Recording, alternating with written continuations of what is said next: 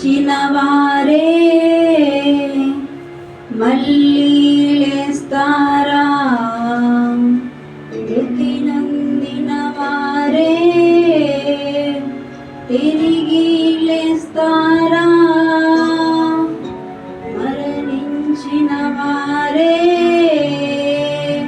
మళ్ళీ లేస్తారా, దేవుడే మళ్ళీ వారిని బ్రతికిస్తాడా, దేవుడు ఇచ్చినది జన్మ, నువ్వు క్రీస్తుకు ఇస్తే నీకుంది పునర్జన్మ.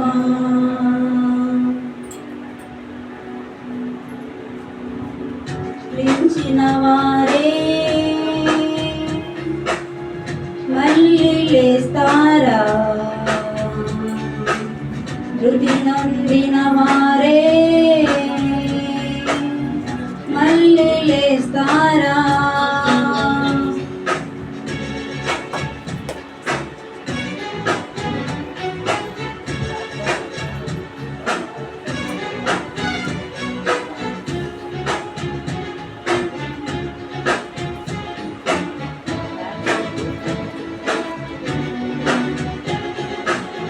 దేవునికై బ్రతికిన వారిని చంపేస్తున్నారు, మళ్ళీ మరణిస్తే మళ్ళీ లేవరననుకుంటున్నారు. బ్రతికించిన దేవుడు మళ్ళీ బ్రతికించడా, మరణమే ముగింపు కాదని తెలియజేయడా, లేచాడు యేసు క్రీస్తు మృతి నుండి, ఆ దేవుడు లేపాడు సమాధి నుండి.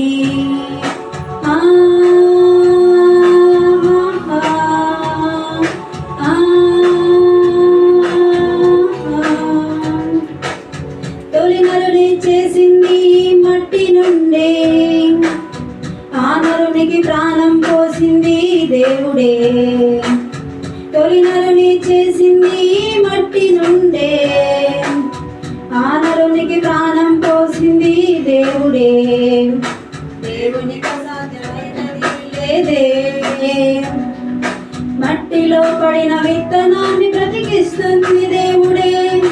మృతులను సైతం లేపుటకు శక్తిమంతుడతనే, లాజరును లేపాడు, నువ్వు నమ్మితే నిన్ను బ్రతికిస్తాడు. యేసును కూడా లేపాడు, నువ్వు నమ్మితే నిన్ను బ్రతికిస్తాడు.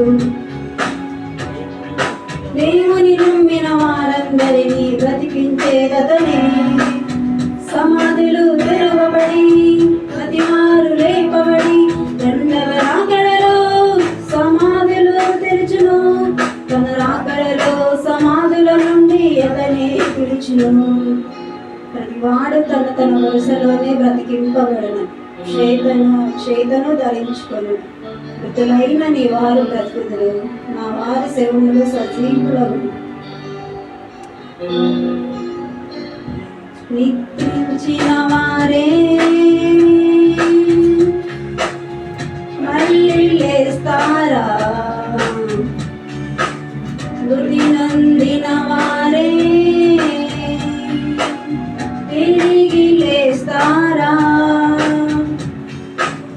సమాధులలో ఉన్న వారందరూ లేచి, మేలు చేసిన వారు జీవ పునరుత్థానమునకు, కీడు చేసిన వారు తీర్పు పునరుత్థానమునకు బయటకు వచ్చేదరు. అప్పుడు సజీవులమై నిలిచియుండు మనము కనురెప్పపాటున మార్పు పొందదు. మేఘమండలము మీద యేసు క్రీస్తును ఎదుర్కొని దేవునితో సదాకాలం ఉండేదము.